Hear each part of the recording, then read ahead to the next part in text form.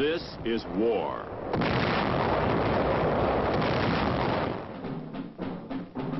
War and its masses. War and its men.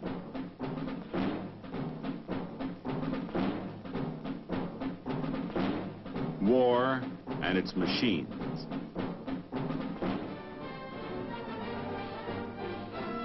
Together they form the big picture.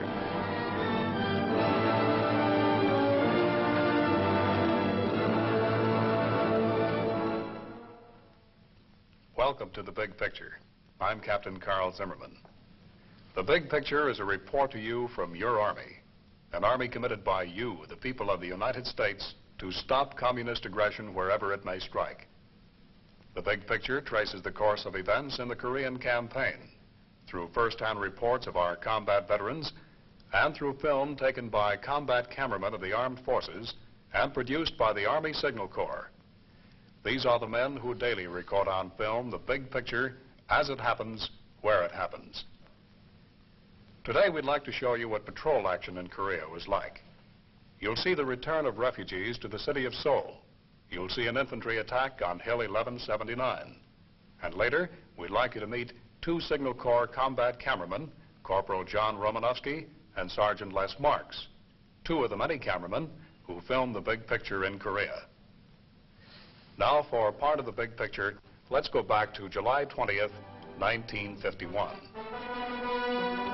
From 20 July to 20 August, the truce talks at Kaesong continued to hold the Korean spotlight, with limited ground combat resulting in only minor changes in the battle line. A small UN offensive above Kumhwa reduces a red bulge and straightens the Allied line in the central sector. To the east, continued pressure by 8th Army units gains several miles north of Inji and Yanggu. As truce negotiations threaten to break down, UN commanders are alert for any movement by the Red forces, which have been greatly strengthened in men and supplies during the period of the Kaesong conferences.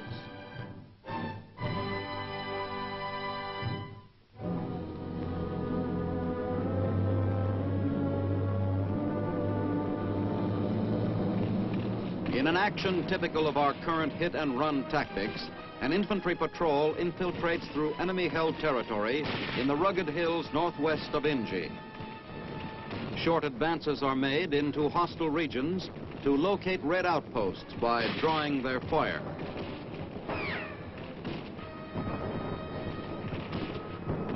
Once the enemy positions are pinpointed, the unit maneuvers to concentrate its fire and saturate the area.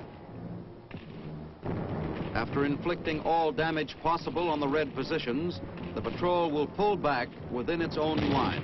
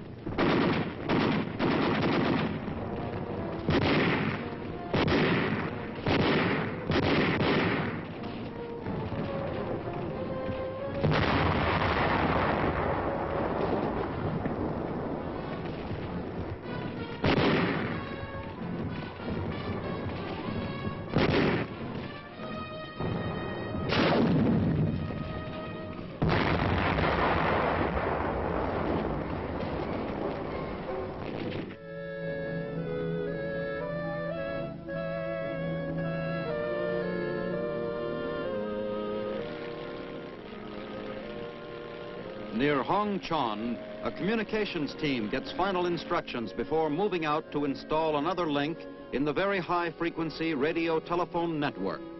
The VHF stations are necessarily located on high ground, since the radio beam is limited in its range by line of sight. Mountaintops, high peaks, or ridges, though difficult to reach, are the preferred sites.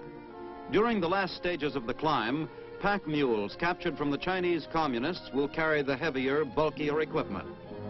Because of its relative compactness and light weight, the VHF radio telephone equipment has proved extremely valuable in combat area communications. It is easily and quickly assembled, and problems created by unusual terrain features in wire laying are eliminated. During operation, a VHF station can handle 4 telephone channels simultaneously. Receivers and transmitters are carried on A-frames to the site by Korean civilians hired for the trip. Antennas are set up on the highest ground in the site area to obtain the maximum range.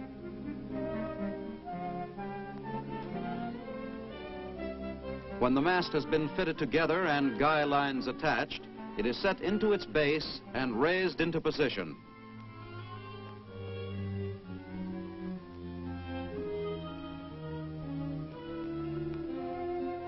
The antenna operating on a directional beam is carefully oriented in azimuth.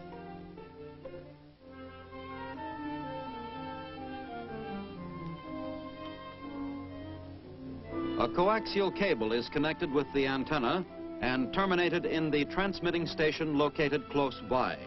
Coaxial cables for both transmitting and receiving pass through the central housing.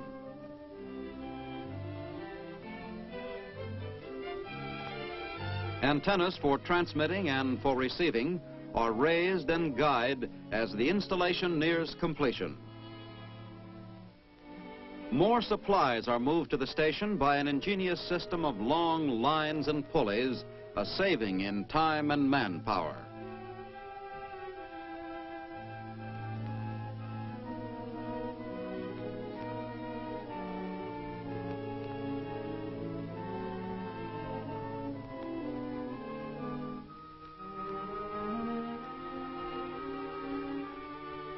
Gasoline for the generator units which provide the electrical energy for the station, food and water for the crew are all hauled up the pulley shuttle system. The newly activated station is ready to make radio contact with another unit. Messages sent through the radio telephone channels pass from telephone to wire to switchboard. The carrier then separates messages into one of 4 available channels which are transmitted by the VHF radio. At the receiving end, the messages follow the same channels to reach their destinations in the field, from radio to carrier to switchboard to telephone. After a series of checks and servicing adjustments have been made, the station is considered installed and ready for operation. It provides another link in the very high-frequency radio telephone network and will contribute its part to the efficiency of our combat communication system.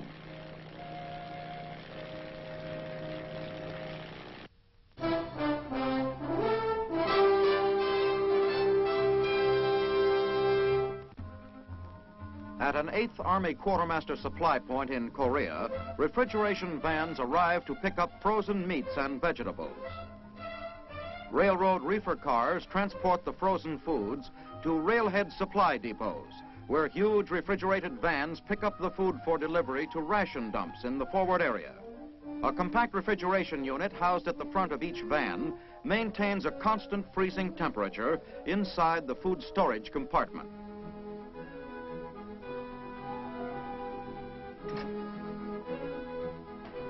These refrigeration units operate dependably and efficiently under the most adverse conditions, over rough roads and in all kinds of weather. The entire operation of delivering perishable foodstuffs to frontline troops must be conducted with precise timing. Delivery schedules are rigidly adhered to in order to prevent spoilage. Trucks from the fighting units coming to pick up supplies for their messes must also meet the schedule, or delays and traffic snarls result. When loading of distribution trucks is completed, they move right out, heading for their respective outfits. The nutrition and palatability of these fresh foods are a valuable morale builder for the combat troops.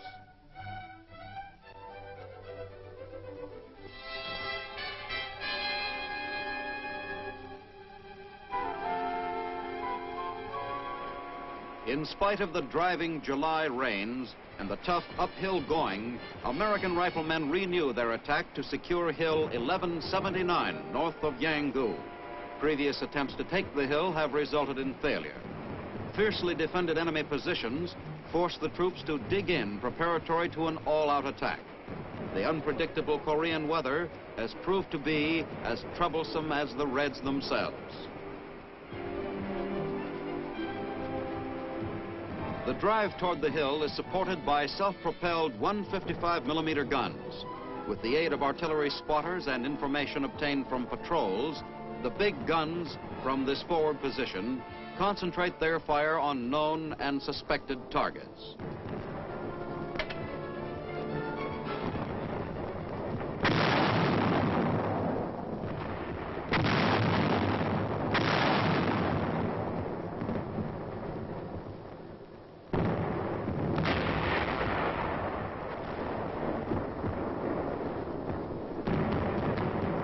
Tanks coordinate their fire in the assault.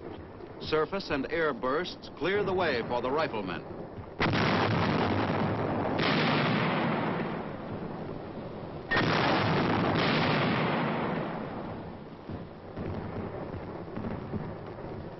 Strongly entrenched enemy positions are successfully eliminated from the path of the Allied advance.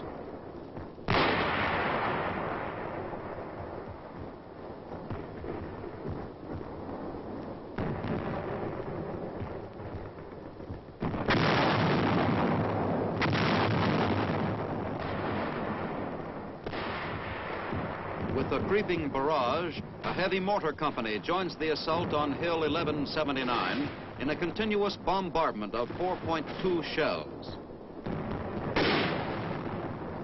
From firmly established positions in a nearby valley, the mortar company supports the attack by lobbing their shells in on the hill just ahead of the infantrymen.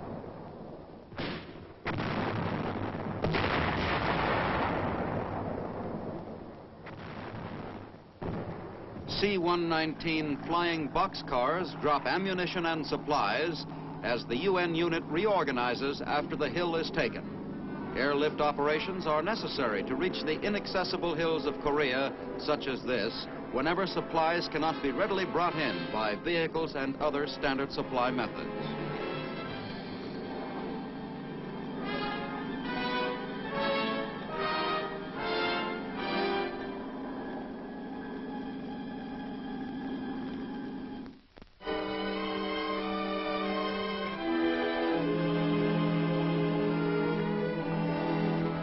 As the peace talks continue and the United Nations line in the north becomes stable, a mob of exhausted, rag-clad refugees swarms back toward Seoul. They gather on the south shore of the Han River, hoping to cross and return to their homes, which they abandoned when the city was last left to the enemy. Not all have returned. Thousands have died from hunger and exhaustion along the road. Exposure to weather and disease have taken countless others.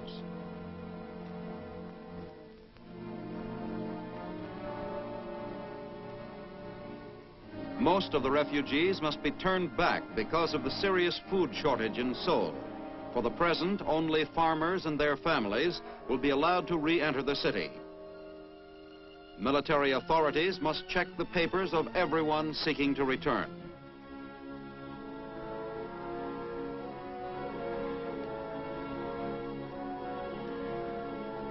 Children, orphaned or separated from their parents in the confusion, shift for themselves.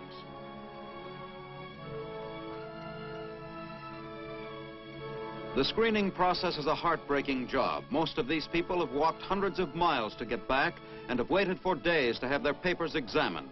Those authorized to enter the city receive typhus injections. With the city's facilities destroyed, every precaution must be taken to prevent the spread of disease.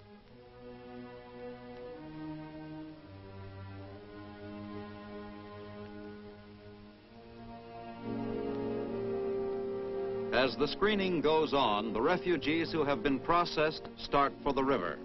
Burdened with their families and the few possessions they have managed to cling to, they plod across the sand to the boats that will take them home.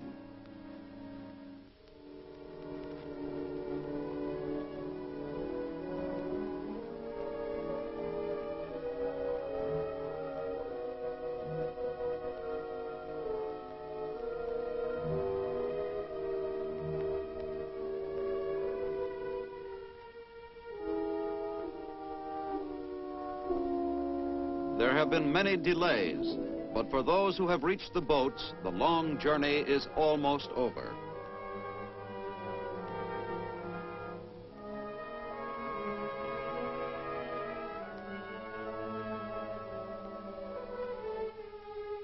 The outlook is still grim and uncertain. The city is in ruins. They will find their homes nothing more than heaps of ashes and rubble. But at least it is hope and a possible end to the months of aimless wandering.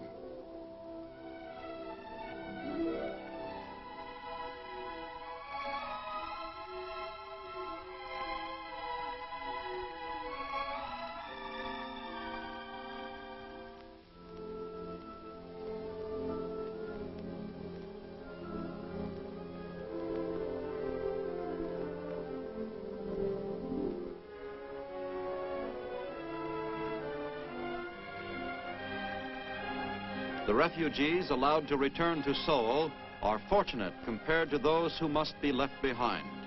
For these unhappy people, like thousands of others wandering through Korea today, there is not even the small comfort of a home in the ruins.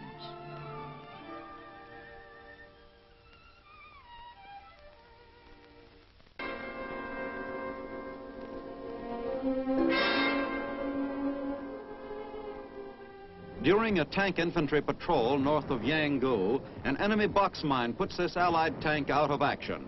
A crew member is injured in the blast. Cautious probing reveals another box mine nearby, which is carefully deactivated and removed. The men gather materials to aid in bracing the tank as a tank retriever is ordered up from the rear.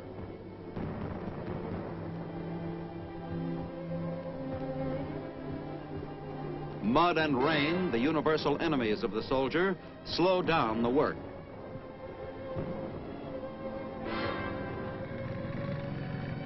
The crippled M4 will be hauled back to maintenance shops in the rear, where skilled repair crews will quickly put it back into action.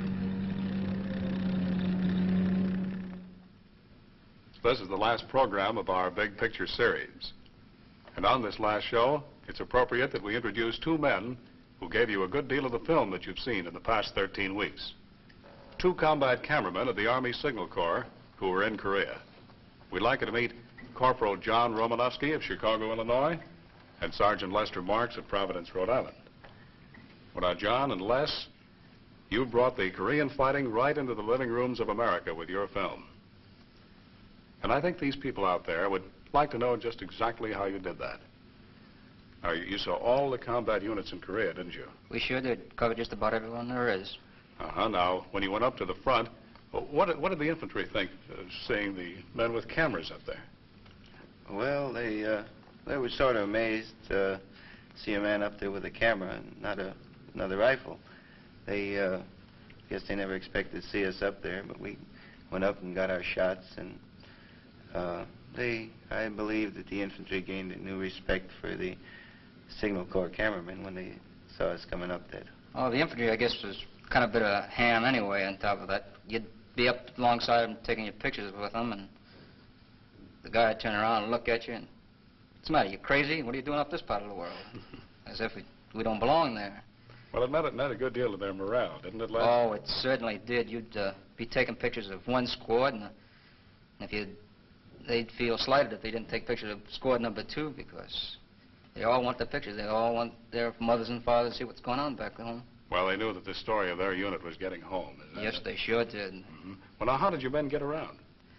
By jeep, mainly. We'd travel all over the place, scrounging food off one unit and gas off another, and sometimes we lived like kings, and sometimes we just bunking with the infantry down there in their foxholes. We also did a lot of hitchhiking and a lot of walking, and a lot of the walking was uphill, and it always seemed that when you get to the top of one hill, there was that proverbial other hill ahead of you, and it's sort of rough. Well, John, what equipment did you use? Well, we used the 35mm combat camera with the short focal length lenses. We could have used telephoto lenses at times, but it takes you too far away from the action and you don't get the proper mood. That proves you were right up there. You get in there and you get your shots, and Some weight to this thing, John. Yes, sir. That's two weights, what we call. One when you're going uphill and another one when you're coming down. Well, what other equipment did you have with Well, you? we had carried our musette bags with 1,500 to 2,000 feet of film and rations if we managed to scrounge some, and your caption books and pencils, and we also had a 45 caliber pistol, which was very similar to our short lenses. We had to be right in close if we ever expected to use it. Well, now, you went out on patrol with these men very often. We sure did. In fact, I sort of made a specialty of it. Some of the patrols was routine and others was a little spectacular. I can recall one instance where I was out with this patrol and I got ahead of the patrol somewhat, and the commies sprung a trap on us, and they wounded about 3 or 4 men of the patrol. And so I hit the ditch, crawled back to my Jeep, turned my Jeep around, and, well, I stopped by the patrol. They immediately piled on top of my Jeep, on top of the hood, that is, and I scooted down back towards our own lines. As was passing into our own lines, there's a few newsreel cameramen there. They took pictures of us entering our own lines, which was news for them, but not for the Army. Well, you got the picture out, even though Marks didn't take it, huh? Oh, yes, I sure did. Well, now, you saw a lot of firefights over there, too. You were right with them then, weren't you? We sure did. We saw firefights when we were with the infantry, and we'd go out on tank patrols and stuff, and we got artillery barrages and snipers, and received some mortar fire also. Speaking of mortars, I recall another incident here. I was on patrol with the Marines here, and we was going along the road, and infantry, a mortar barrage hit us. We hit the ditch, and I didn't have a steel helmet with me, and my buddy with me, the cameraman, did. And they was hitting right above us, throwing debris on it, top of us, and I tried to get in under his helmet without much luck. Just didn't make it. Just didn't make it. Just couldn't do it. Well, now, did you ever have a chance to use these weapons you mentioned, John? Yes, I did. Managed to shoot 130,000 communist troops. 130,000? Yes, but of course we were using cameras, and they were POWs. Oh. Well, John, in just a few moments here, we're going to see the truce talks at Kaesong. Now, were either one of you men there? Well, John was. Yes, I was fortunate enough to get into Kaesong and see and photograph the truce talks before I managed to get back to the States. And I got there, and there was a communist photographer taking pictures, and a similar camera to ours. And he was taking pictures, but he had his lens cap on, you see. And consequently, he wasn't getting any pictures. But when he'd finished, I walked up to him, and I tapped him on the shoulder, and I pointed to my camera, and then I pointed to his, you know, and he saw the lens cap on there. He saw the lost face. You didn't think much of them as photographers, then? No, I didn't. I didn't think much of them as photographers or fighters. Well, let's see these scenes, the truce talks at Kaesong, through the eyes of some very good photographers, the men of the Army Signal Corps. On 27 July at the Kaesong truce talks, the Reds agree to an agenda, leaving the question of withdrawal of foreign troops to political conferences. The most important question still to be settled is the military demarcation line. Tape recordings are made of the discussions. British and Australian communist correspondents Alan Winnington and Alfred Burchett cover the talks with the Red delegation. Red propaganda posters appear even in Kaesong. With the meeting at an end, General Na Mil and his Chinese colleagues leave to report to their superiors.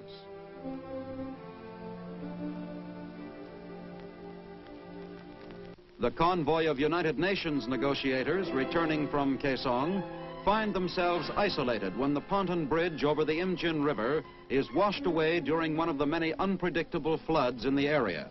An attempt to rescue an Army captain marooned on one of the pontoons is made by helicopter. Too weak to hold a line let down to him, the attempt is abandoned and a small boat puts out to rescue him.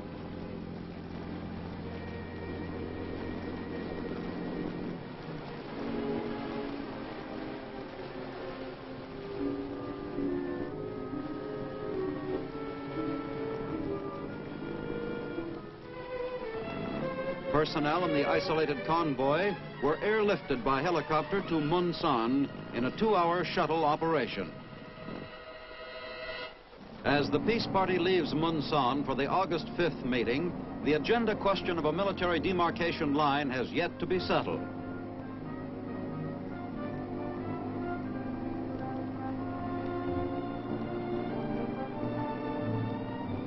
At Kaesong, Admiral Joy and General Craigie hope to meet the Reds on more amiable terms.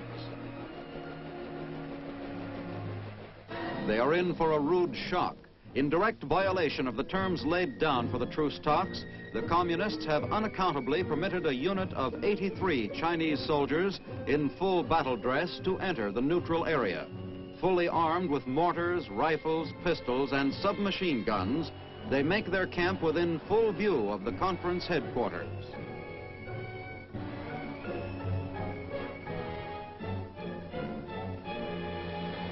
An Allied photographer is threatened away by the commander of the Red unit. The shortest session to date was terminated by Admiral Joy after 7 minutes, during which he accused the Reds of the violation. An empty conference room symbolizes the gulf between communism and democracy. Admiral Joy reports the neutrality violation to General Ridgway. The UN negotiators are called back to Tokyo. General Naumil, with a sheepish smile, apologizes for the incident. After the meeting with General Ridgway in Tokyo, negotiations are resumed. A possible subject for discussion, a change of site for the truce talks. With this program, the Army concludes its 13-week series, The Big Picture. You've seen the men of your Army in Korea, how they fight and why they fight as well as they do. Because they're the best trained, the best equipped, the best led, and the best informed soldiers in the world today. But remember, Korea is only part of the big picture. Everywhere throughout the world, in freezing Alaska, in torrid Panama, in distant Iceland or Japan, Hawaii, the Philippines, in Europe, as well as here in America, that soldier is on guard against communist aggression. And he's ready to fight back against great odds, just as he did in Korea. When you see the uniform of the United States Army, remember, that's your uniform. And the one who's wearing that uniform has pledged his life for your country, for your freedom, for you and your loved ones.